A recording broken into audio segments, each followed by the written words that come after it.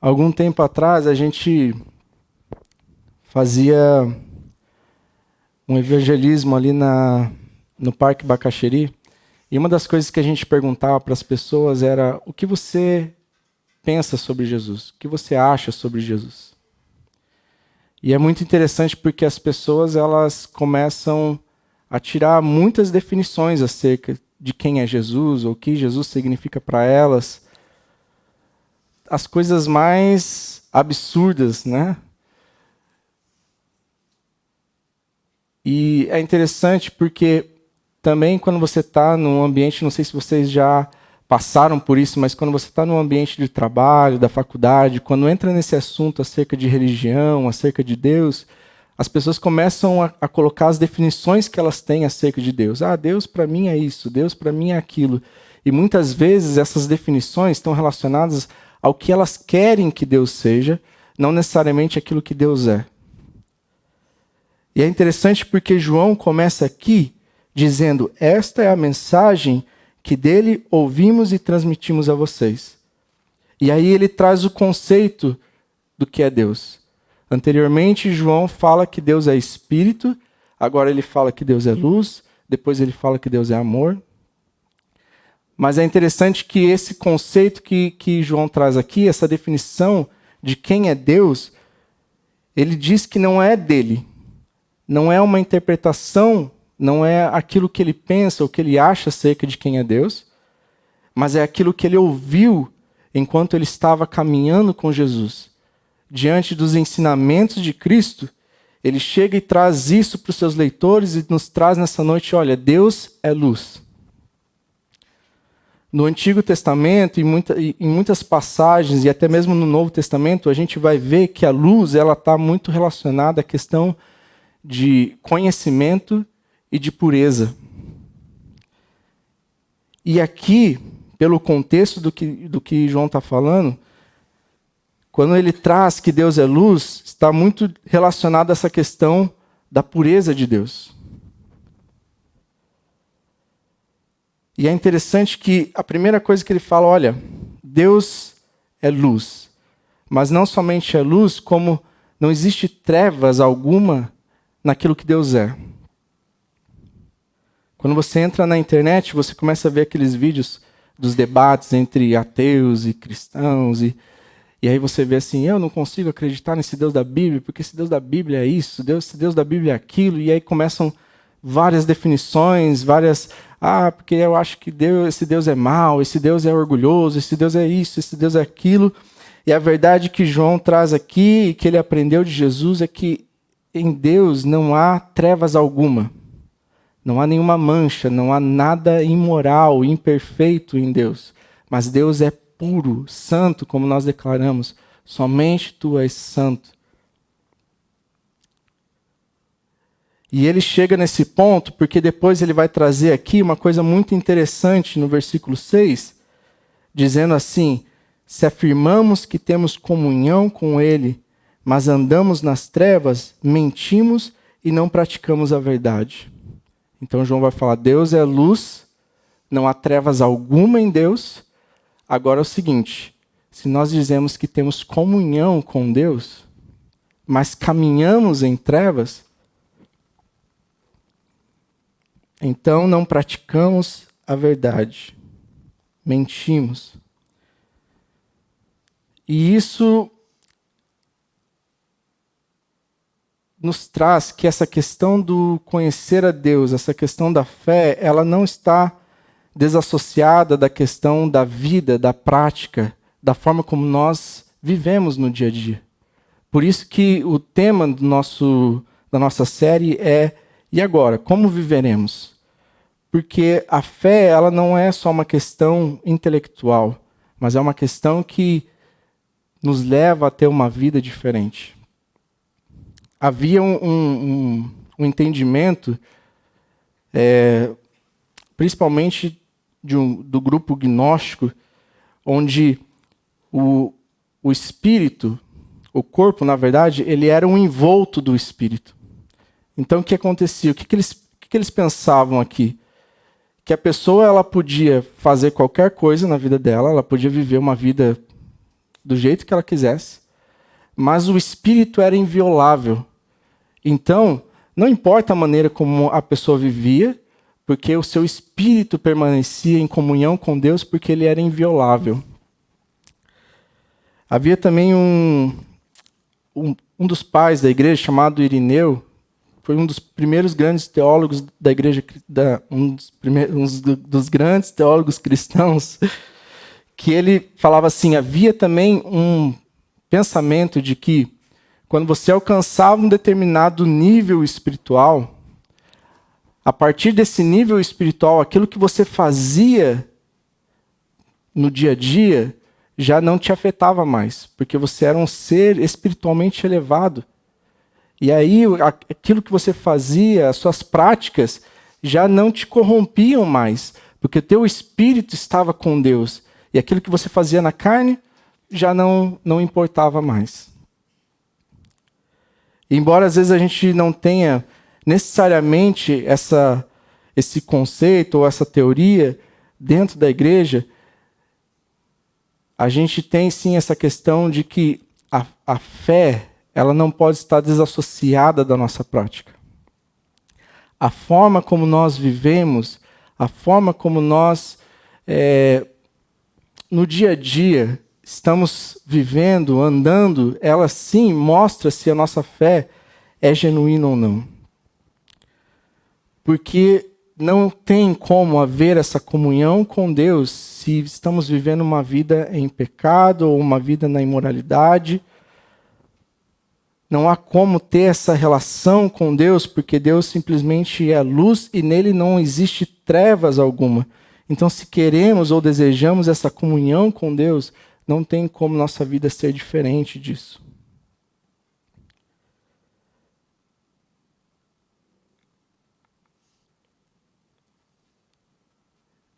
É interessante que sempre quando eu penso acerca sobre a luz de Deus, eu penso que quando a gente se aproxima de Deus, existem duas reações. Porque a luz nos mostra aquilo que nós somos, a luz revela aquilo que nós somos, e nós temos apenas duas opções. Ou nós realmente olhamos para isso e nos ajoelhamos diante de Deus e clamamos por sua misericórdia, ou nós vamos nos esconder, ou vamos nos afastar dessa luz para que a gente possa viver uma vida do jeito que a gente quer, da forma que a gente quer. E aí a gente simplesmente decide viver em trevas, ou viver na escuridão, viver uma vida da forma como nossa carne deseja, e não da forma como Deus nos chama a viver.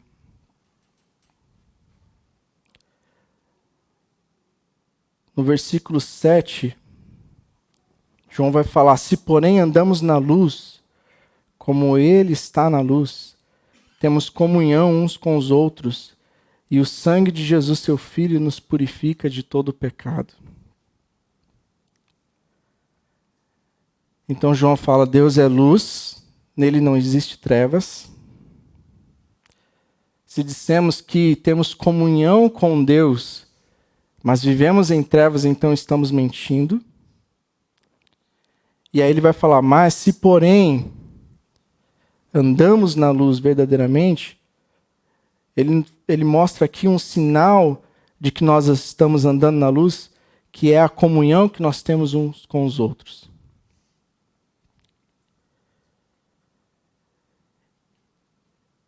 E às vezes é muito difícil pensar que tem pessoas que pensam assim: olha, a gente não precisa de igreja. Eu posso simplesmente crer e viver a minha fé na minha casa, né, com a minha família, e não necessariamente eu preciso de uma igreja. Mas o que João fala aqui é o seguinte: se a gente está andando em luz, um desses sinais que nós estamos andando em luz é justamente essa comunhão que nós temos uns com os outros. E é por isso que a gente costuma falar que a importância que existe em você ter uma pessoa na sua vida que você compartilha a sua vida e a importância de ter uma pessoa que compartilha a vida contigo, porque, sendo bem realista, não tem como todo mundo ser parte da minha vida e não tem como eu ser parte da vida de todos vocês. Mas existe a importância de você ter alguém dentro da igreja que você vai ter essa comunhão, que você vai ter essa abertura, ao mesmo tempo que existe a necessidade de ter alguém onde você vai ser essa pessoa que vai dar esse suporte, esse apoio.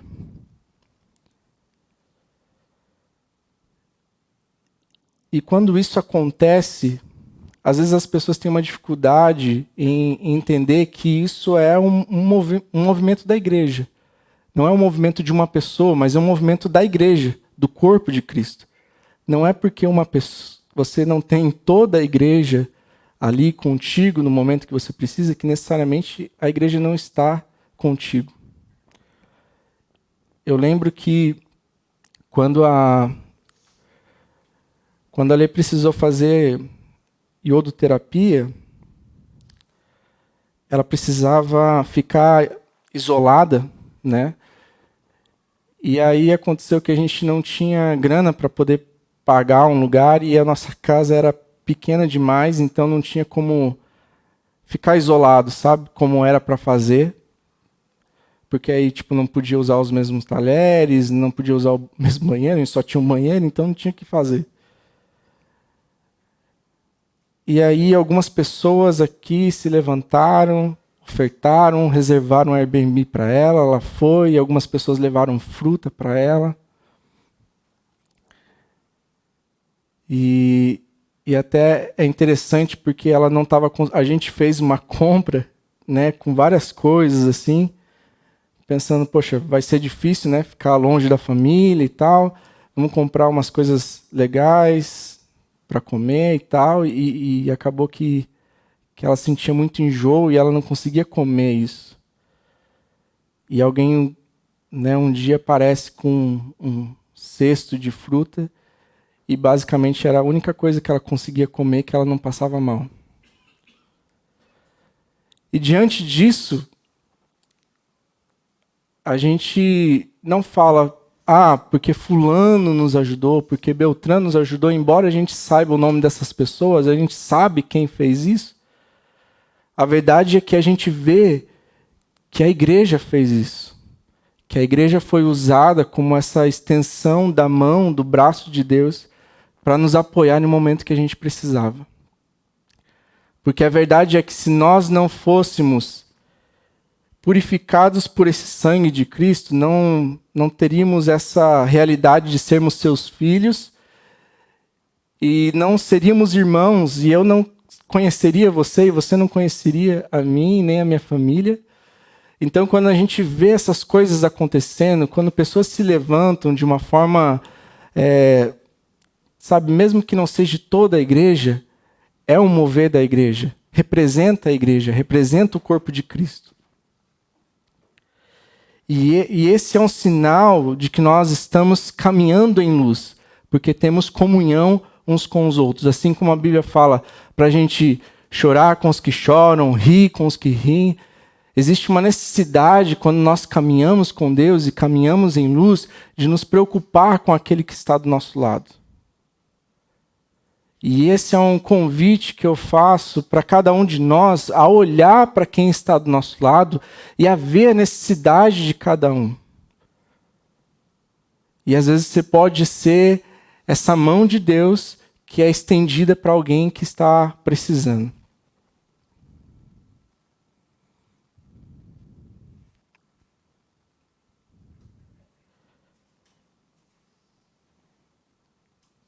Existe, e aqui no final ele fala sobre como o sangue de Cristo nos purifica de todo pecado, e é interessante e é importante dizer que às vezes, talvez você esteja cansado de ouvir sobre isso, mas é importante reforçar que essa questão das obras não necessariamente não, as obras não estão relacionadas à questão da salvação. Ele fala: se andamos na luz, temos comunhão uns com os outros. E o sangue de Cristo é que nos purifica de todo pecado. Porque é o sangue de Cristo que traz a salvação. Não é aquilo que nós fazemos pelo nosso próximo, embora muitos pensam: ah, mas eu ajudei fulano, eu faço isso, eu faço aquilo, não sei o quê. Muitos acabam pensando que toda essa, às vezes, a caridade que a gente faz nos leva a se tornar uma pessoa melhor, e é isso que nos aproxima de Deus, enquanto, na verdade, o evangelho é totalmente contrário. O cristianismo não nos mostra o homem indo em direção a Deus, pelo contrário, é Deus indo em direção ao homem. O véu é rasgado de cima a baixo e não de baixo para cima. Todo o movimento que é feito é de Deus indo a nos resgatar. Mas existe sim essa questão de que quando nós somos salvos, quando nossa fé é genuína no Senhor, quando nós estamos em comunhão com Deus, nós caminhamos por um caminho de boas obras. Nós caminhamos por um caminho de santidade. E muitas vezes essa palavra é um pouco pesada ou ignorada, porque a gente vê tantos lugares usando essa expressão de santidade, não sei o quê. E aí a gente vê tantas coisas ruins e a gente pensa: pô, parece que o pessoal está mais, como o Cacá diz, arrotando santidade, moralidade. E aí no dia a dia, como o Rodrigo mencionou, cara, como você é no seu trabalho? Como você trata as pessoas? Sabe, como você é no dia a dia?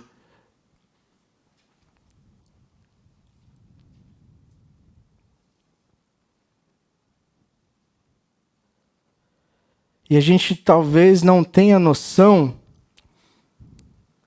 do que realmente significa essa expressão que é usada aqui no final: nos purifica de todo pecado.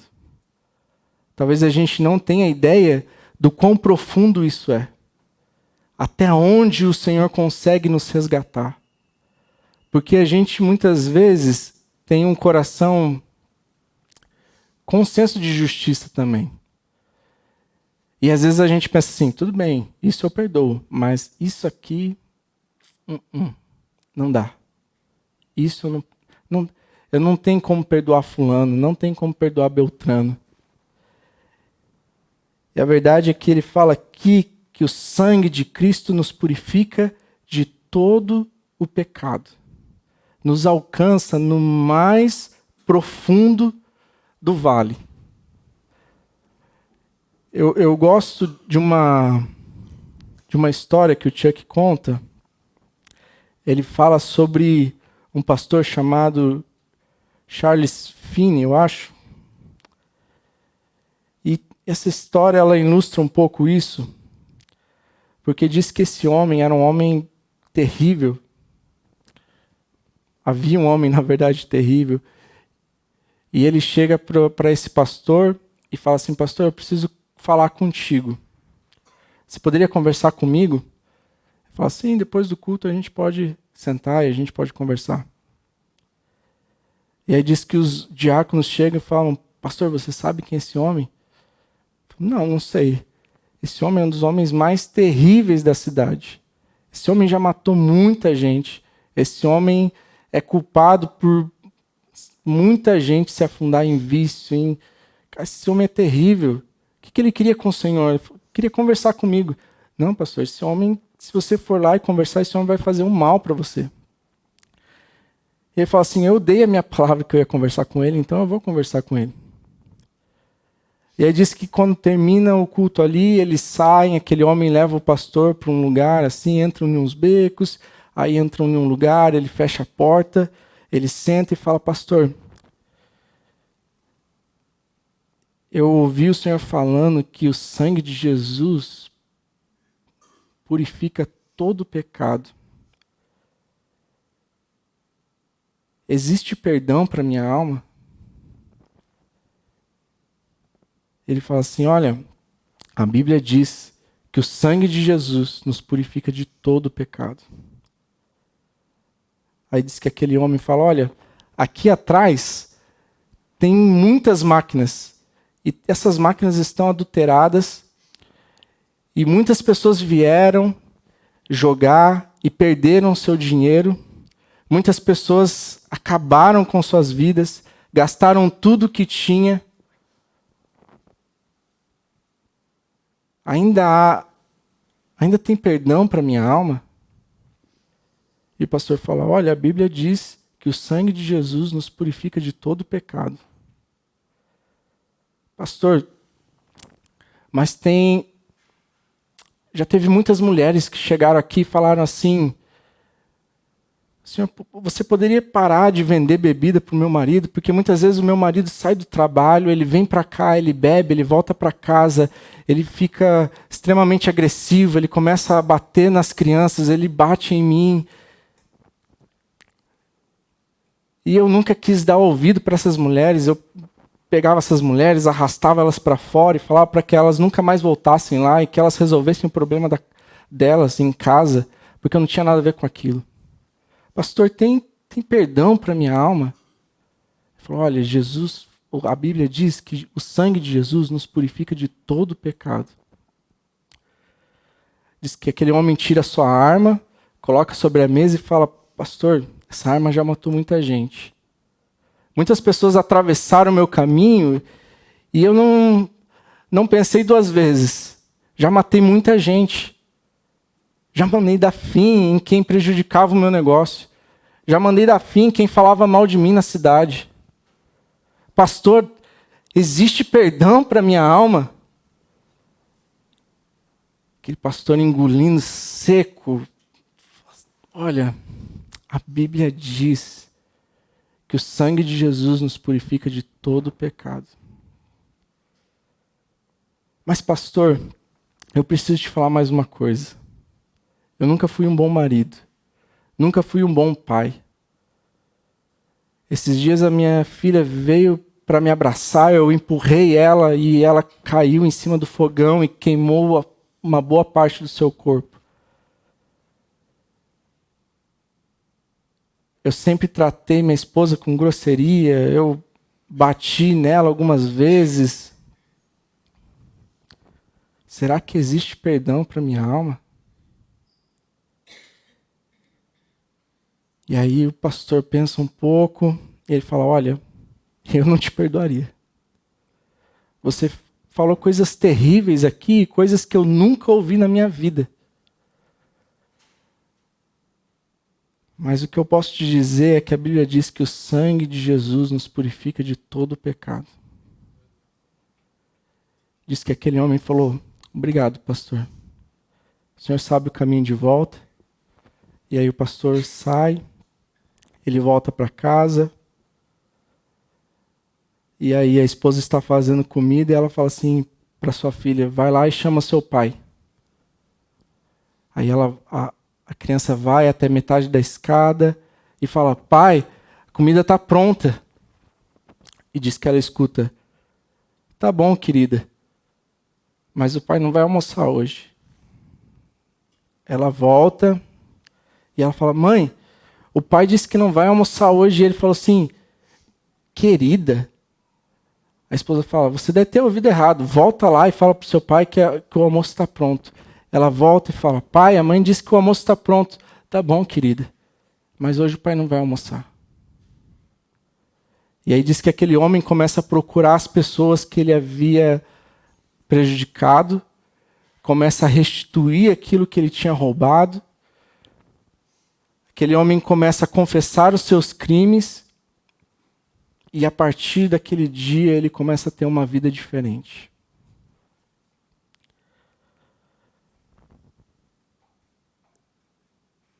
E a verdade é que o sangue de Cristo chega a lugares que a gente não chegaria. A perdoar coisas que nós não perdoaríamos. A aceitar pessoas que nós não aceitaríamos. Mas também é verdade que quando nós entregamos a nossa vida para Cristo, a nossa vida não permanece como antes. Aquele que roubava não rouba mais, aquele que mentia não mente mais. Existe uma mudança. Existe Existe uma mudança de caráter, existe uma mudança na forma como nós agimos, como nós pensamos, na forma como nós sentimos. E eu vivi isso dentro da minha própria casa. Porque eu já compartilhei com vocês algumas vezes que minha mãe, ela entrou num processo de depressão. E minha mãe não conhecia Cristo. E teve um momento em que ela foi se internar e o médico falou assim, olha, você tem 3 filhos, como você vai se internar? Com quem vai ficar essas crianças? Por que você não procura uma igreja? E aí diz que aquilo deu um estralo nela. E ela começou, então, a procurar, a conhecer a Cristo. E aí, mesmo criança, eu lembro inúmeras vezes de pessoas falando, olha, Solange é uma outra pessoa. Ela mudou. Porque a forma como minha mãe vivia mudou, a forma como ela tratava as pessoas mudou, a forma como ela enxergava as coisas mudou.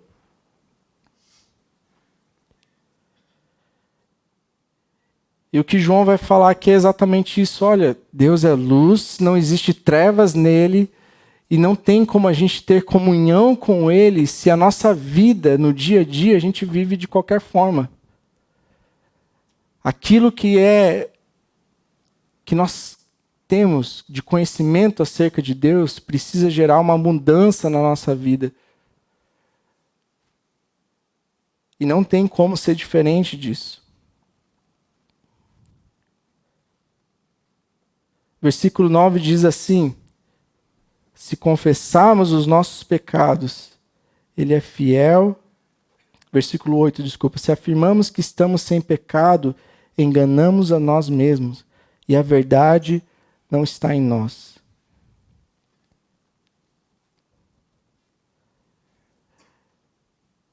E a verdade é que, às vezes, a gente pode tentar vestir uma máscara e a gente pode tentar parecer alguma coisa que a gente não é. Porque, de certa forma, a gente quer tentar mostrar para as pessoas o quão espiritual nós somos, né? E é engraçado que tem uma frase do Abraham Lincoln que ele fala, olha, se você decide ser um homem mentiroso, é bom ter uma boa memória. Porque é muito difícil você ser aquilo que você não é e sustentar isso por muito tempo. Em algum momento as pessoas vão perceber. Em algum momento essa máscara cai. E o que João fala é assim, se a gente afirma que nós não temos pecado, então estamos enganando a nós mesmos. E por isso é tão difícil ver, às vezes, pessoas pensando pelo fato delas terem entregado a vida delas a Cristo, agora elas não pecam mais. São perfeitas, elas não têm mais problema algum. E aí acontece que quando elas caem, quando elas falham, elas se sentem extremamente, sabe, com um peso extremamente grande.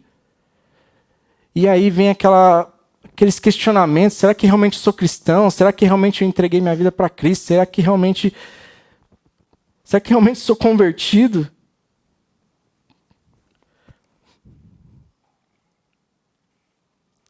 Mas é importante a gente lembrar daquilo que nós vemos aqui no versículo 9, que diz, se confessarmos os nossos pecados, ele é fiel e justo para perdoar os nossos pecados e nos purificar de toda injustiça.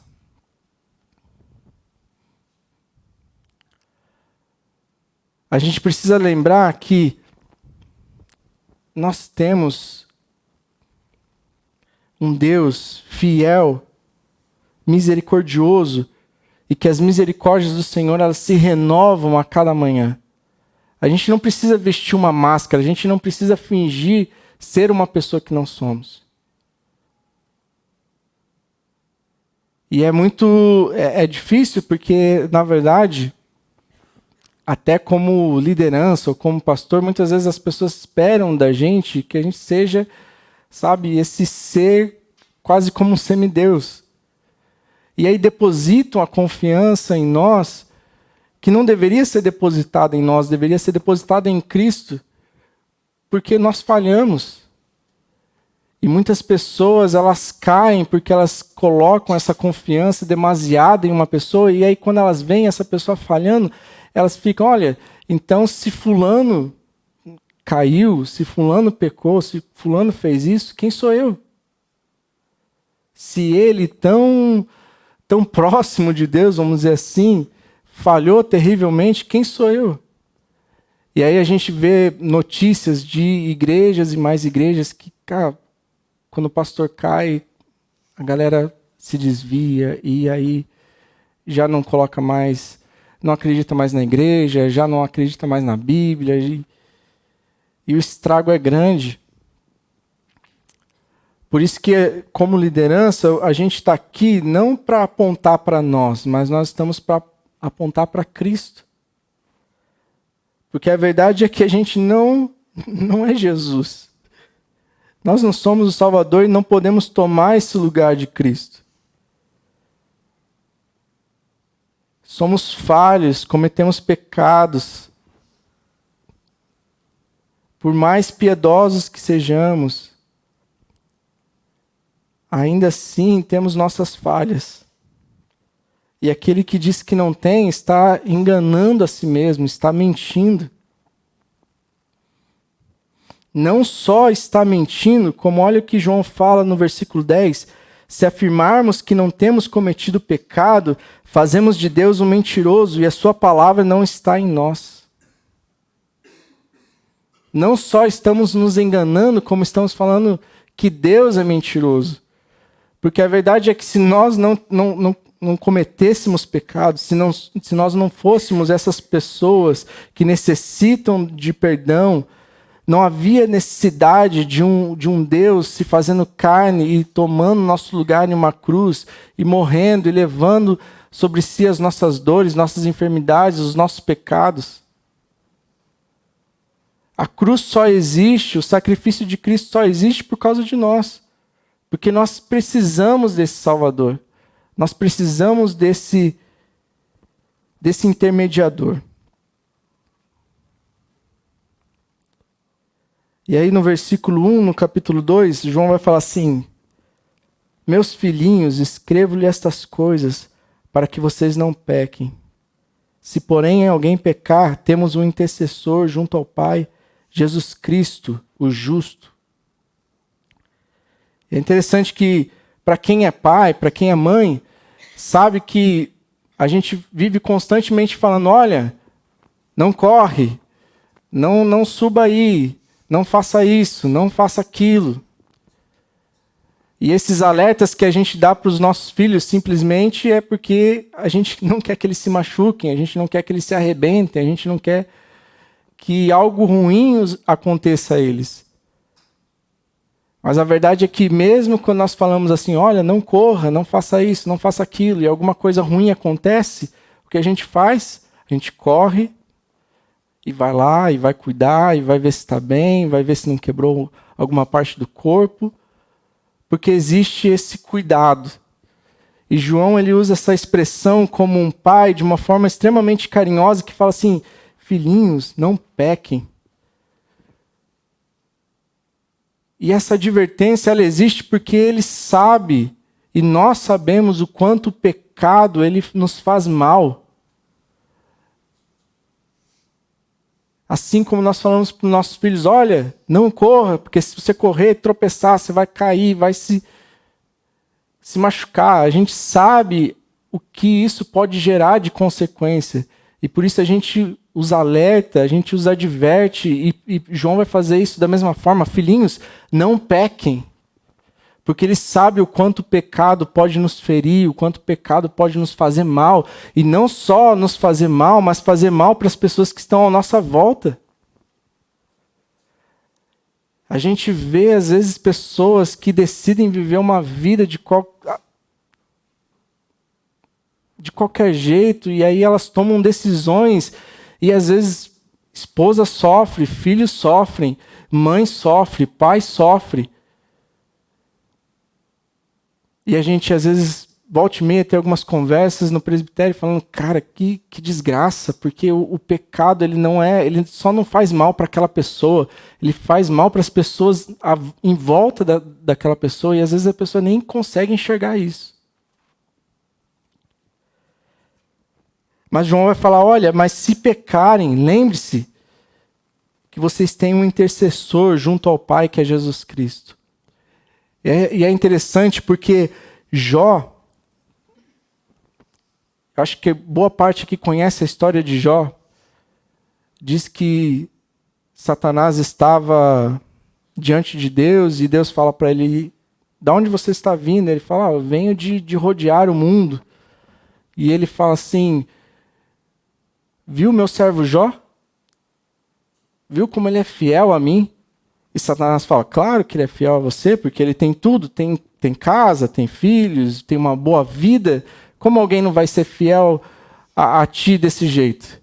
E aí Deus permite que Satanás toque na vida de Jó e ele começa a perde os bens, perde os seus filhos, ele começa a ficar doente, a ponto da sua mulher falar assim, olha, amaldiçoa o seu Deus e morre de uma vez, do que viver essa vida que você está vivendo, essa desgraça. E aí a gente sabe da história que os amigos de Jó começam a vir, né, e falar com ele, falar, olha Jó, você deve ter feito alguma coisa muito ruim, porque olha o que Deus tá fazendo, olha o castigo de Deus sobre você. Eu acho que você deve ir diante de Deus e se consertar.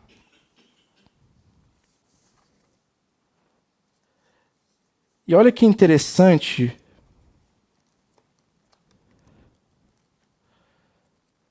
Se você estiver com a sua Bíblia, olha o que Jó vai falar no capítulo 9, versículo 32 e 33.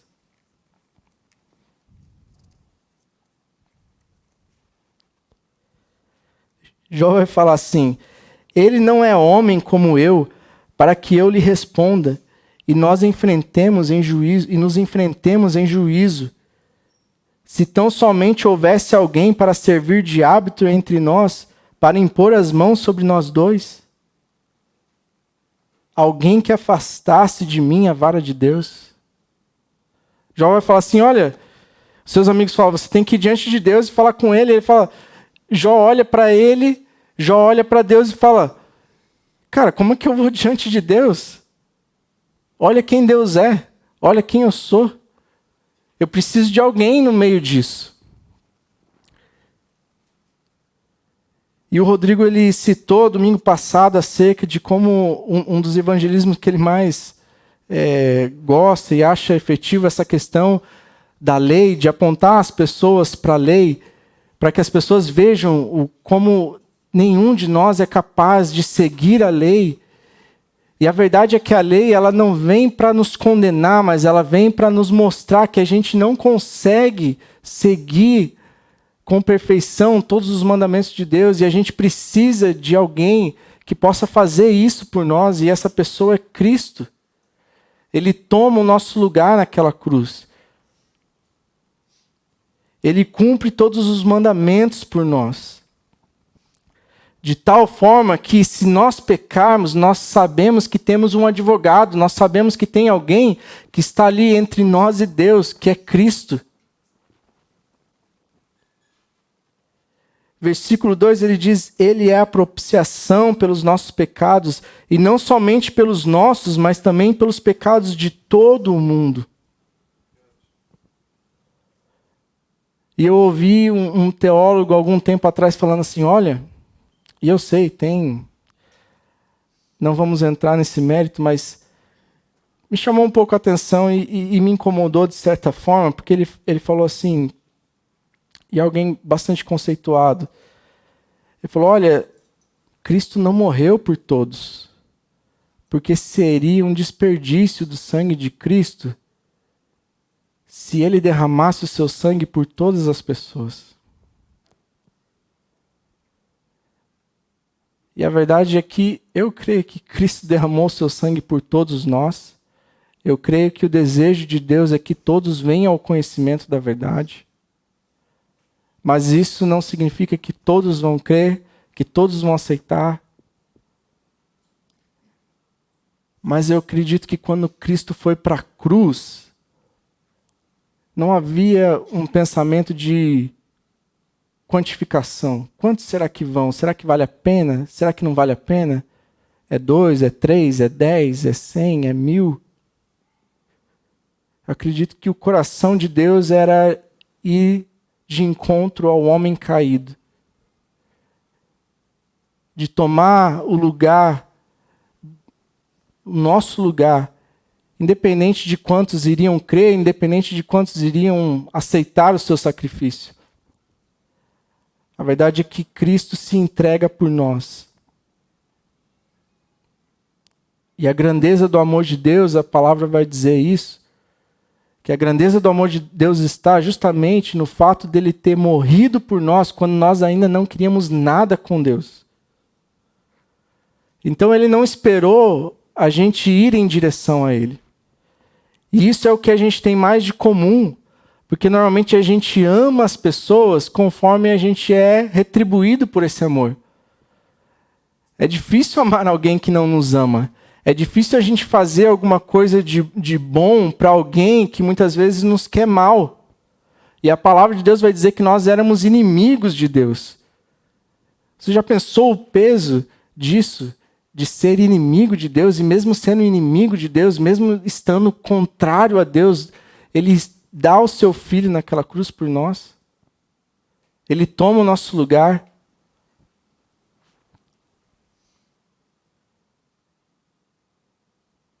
Que nós possamos refletir essa semana e pensar, talvez, a forma como nós estamos vivendo, a forma como nós estamos mostrando quem Cristo é. Porque se nós estamos afirmando que temos comunhão com Deus, essa comunhão que nós temos com Ele precisa gerar uma mudança na nossa vida, nas nossas atitudes. Essa comunhão com Deus precisa gerar esse sentimento, esse desejo de comunhão com os nossos irmãos.